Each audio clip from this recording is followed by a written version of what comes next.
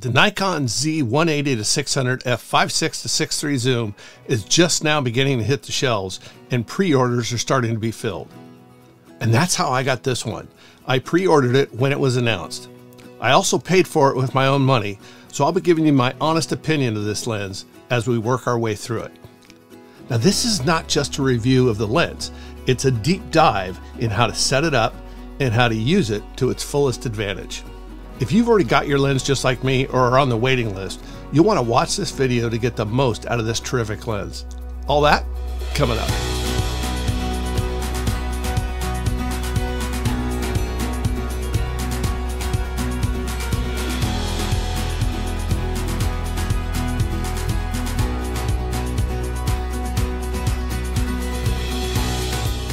Hi, this is Terry Vanderheiden, professional photographer, talking today about the 180-600 zoom lens by Nikon. I bought this lens to pair with my Nikon Z9, and I'll show you what I've discovered while using this lens. Some quick stats before we begin. The lens is a zoom lens that goes from 180 to 600 millimeters. There's 25 lens elements separated into 17 groups. This lens is built with 9 rounded diaphragm blades for the opening of the lens. It has a fluorine coating to help reduce glare, and the whole lens has internal focusing. Now, this is not an S lens, which means first and foremost, it's not going to cost you near as much money as an S lens. It's also not going to have quite the robust build, so not quite as durable and abusable as the S lenses. The outstanding weatherproofing of an S lens won't be built into this one. However, Nikon says that all the moving parts are sealed against moisture and dust, and this all means you just need to be a little bit more considerate of this lens when it comes to exposing it to the elements. When you're shopping for a long lens for wildlife photography, the first thing you want to consider is the focal length. This is a hard choice sometimes, but I'll give you my breakdown, and it might help you when it comes to making a decision when working with long lenses. There's seldom a single long lens that fits every need when it comes to wildlife photography, and that's because different subjects require a different tool to get the best image on the sensor. Now let's start with birds. Since the subject matter is small and mostly skittish, you're going to want the longest lens available to you, and I would say at least 300 millimeter focal length to start with for photographing birds. If you can afford more length, then get it. For years, I've been using a 600 millimeter standard f4 lens for my bird photography, and I find that between 400 and 600 is a pretty good range for the feathered subjects. When you're out with the idea in mind to photograph larger game like elk or moose, bear, most of the time, depending on how accessible the subject is, this will determine your focal length of the lens you should be using. I was traveling around Grand Teton National Park one morning and had my landscape camera gear set up on one camera and the 600 millimeter on the other. Since I was purposely intent on shooting landscapes that morning, that was my main focus, but I also know that cruising around a park like Grand Teton, a wildlife subject can pop up at just about any time. And that's exactly what happened to me.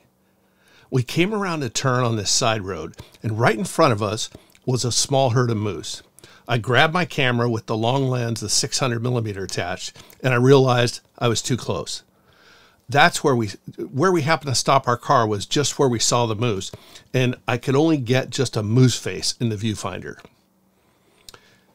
As what is a lot of times happens in national parks, when other photographers are driving around and see that a photographer has stopped with a long lens on their camera, there must be something to see.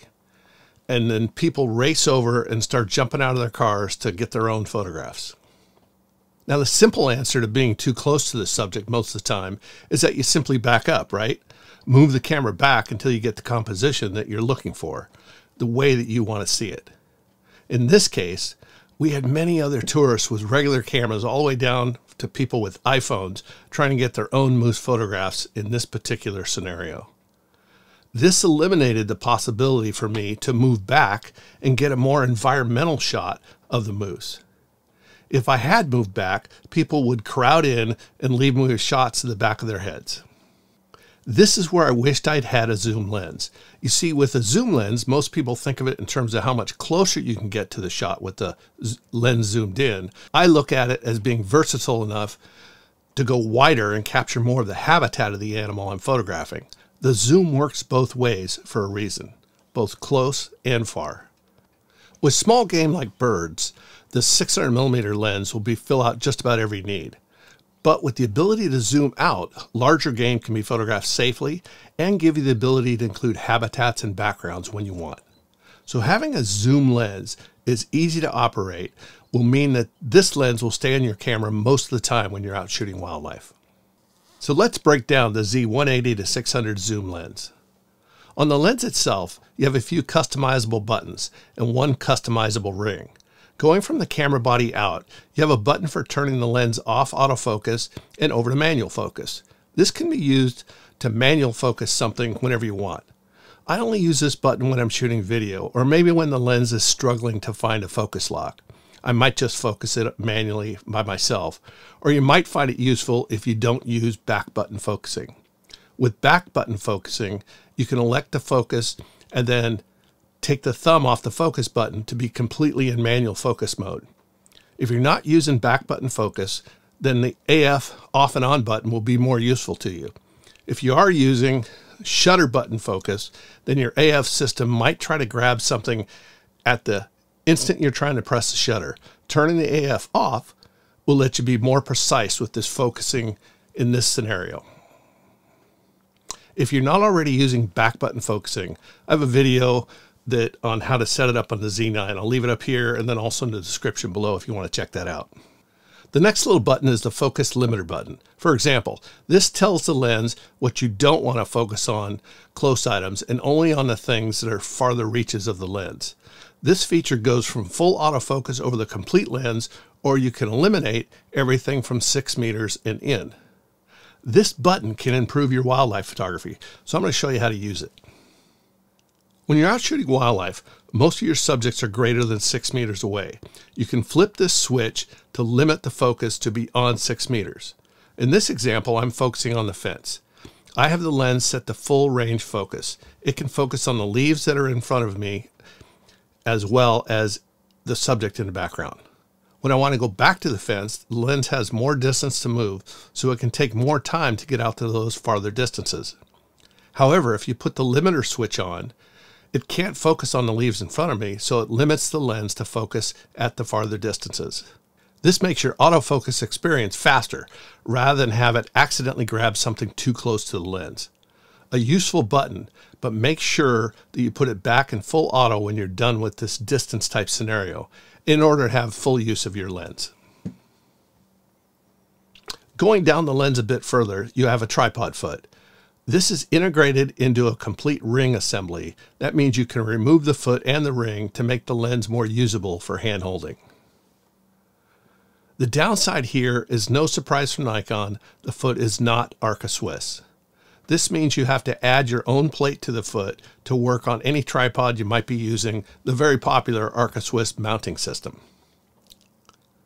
A pro tip here, when connecting an Arca Swiss plate or a video head plate, the Nikon foot comes with 2 standard tripod holes. Use them both.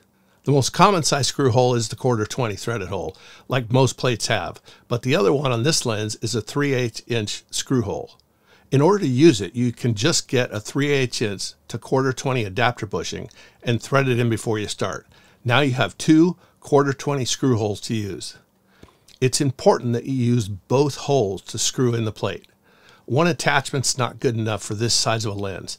The weight of this lens can create leverage and turn and work itself loose. So use both holes when connecting a plate. Next up, going down the lens, is the customizable control ring. You can program this ring to give you quick access to a few camera controls. You have a few options when programming this ring, and I'll show you how to program it here on the Z9. Go into the menu, scroll to Custom Setting menu, then Controls. Go to Custom Controls for shooting. Here you can use the multi-selector ring to scroll around and you'll be able to see buttons all over the camera and the lens will show up in yellow. That means you can reprogram that button that's highlighted. Scroll until the control ring shows up in the little drawing. Press OK, then you have 4 options: focus, aperture, exposure compensation, and ISO sensitivity, and then of course none.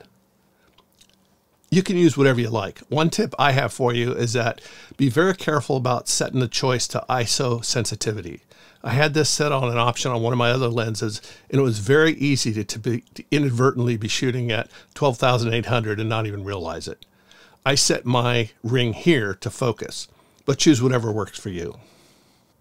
Going forward to the front of the lens is the zoom ring. It's large and easy to grab. It's the largest movable item on this lens, so finding the zoom ring while you're looking through the camera is a piece of cake. In fact, Nikon calls it the high-speed zoom ring.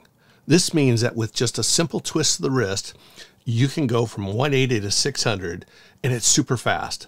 A lot of zoom lenses will make you twist your hand over the top of the lens from one end to the other. However, with the 180 to 600 lens, you can zip between the two focal lengths very fast. This is a great feature. Lastly, on the end of the lens are 4 LFN buttons. These are programmable via the camera's menu, and you can map these to do many different functions.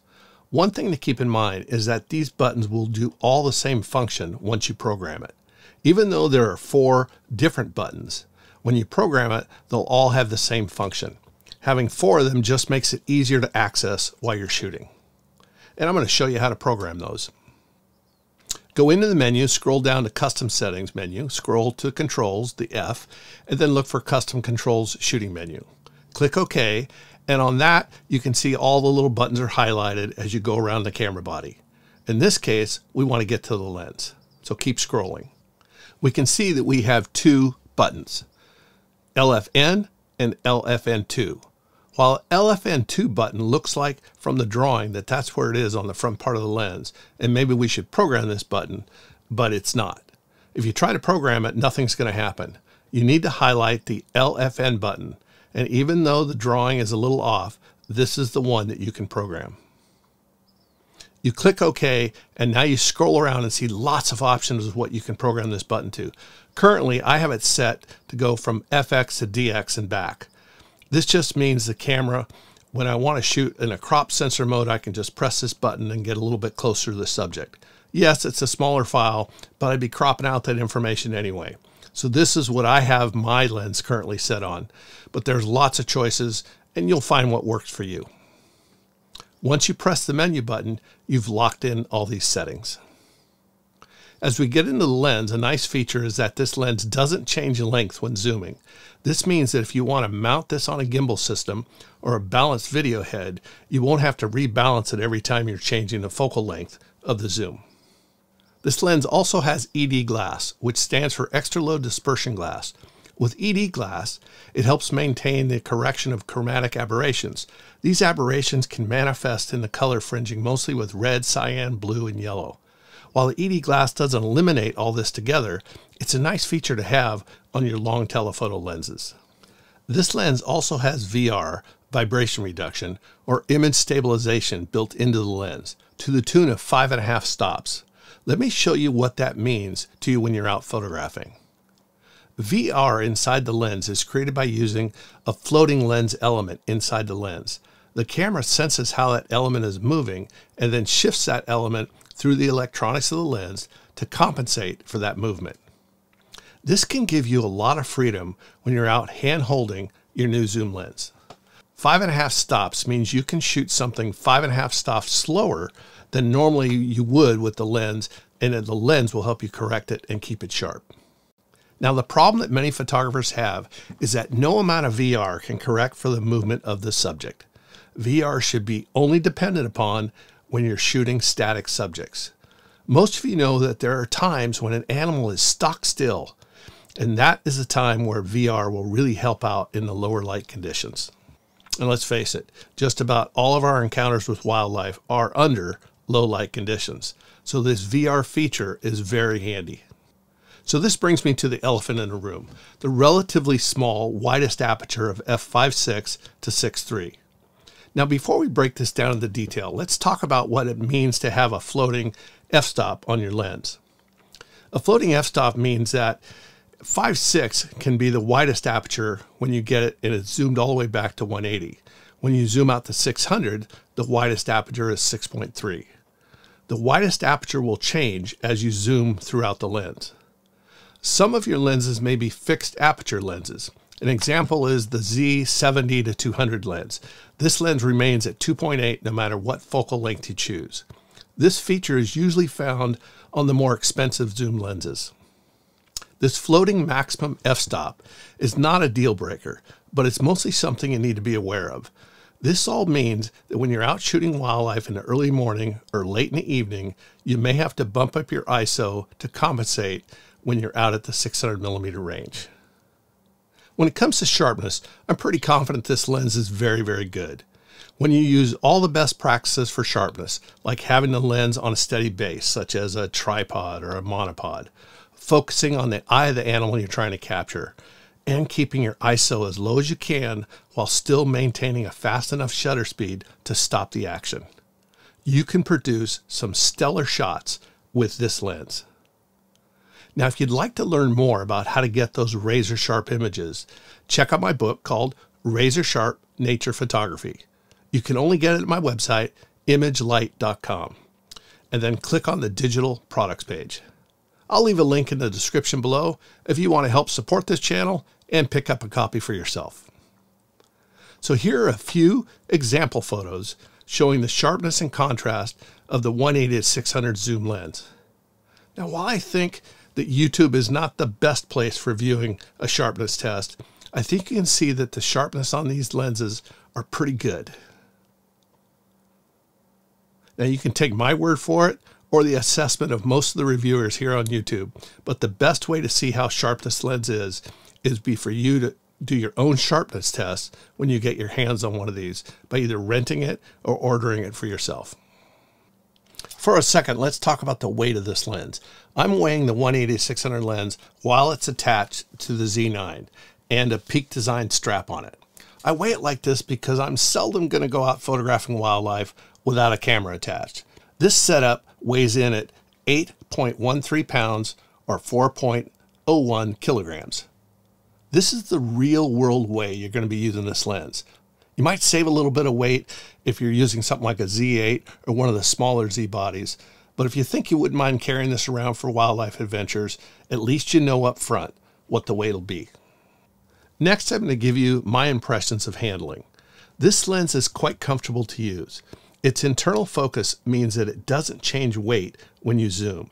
And the zooming on this lens is great because you can quickly zip between focal lengths without having to twist your hand in some sort of contorted way. This makes shooting with it very fast. If you're enjoying this kind of content, please take a second to hit the like button and then subscribe, and remember to click the little bell to be reminded of my next video. Close focus range. How close can this lens focus? This is always important to me, as there are times when I can get close to something and I don't want to be blocked out from shooting this lens due to lens limitations of how close I can be. Now, at 180 millimeters, I could get acceptable focus at 48.5 inches away from the subject.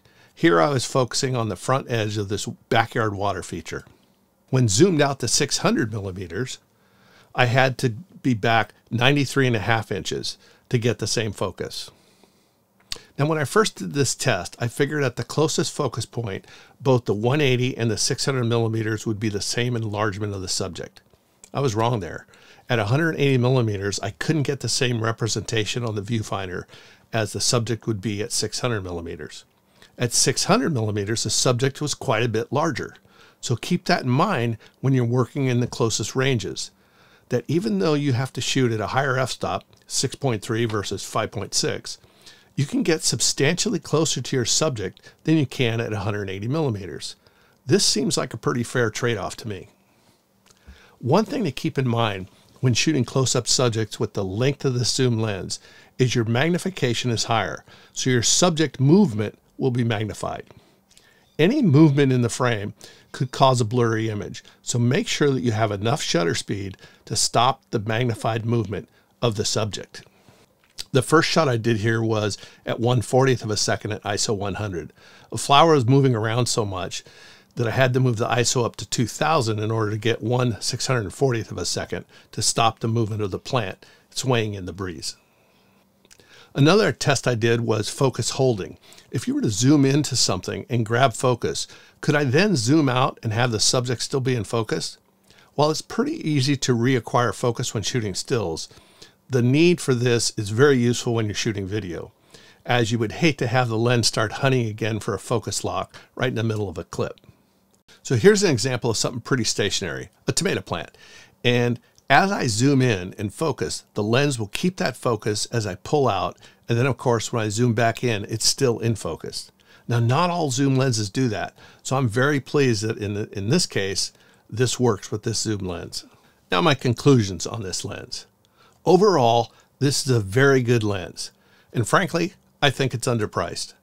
I picked this up for just a little over $1,800 after tax and delivery. I think that spending upwards of $2,500 or $3,000 for this lens would be well worth it. It's easy to work with, sharp all the way through all the focal lengths. It's not too much of a beast to handhold, but it works great on a tripod or a gimbal because of that internal zoom. You don't have to rebalance it when you change a focal length. Is it great for low light? Not really.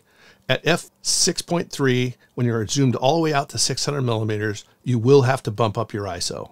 However, with today's cameras, at least the Z9 and the Z8, the handling of high ISOs is pretty good. And with programs like Topaz Denoise, you don't have to worry too much about files showing too much noise these days. All in all, this is a fantastic lens, so get one ordered. While you may have to wait a little bit to get your order filled, I think you'll find it's going to be worth the wait. Until next time, this is Terry Vanderheyden.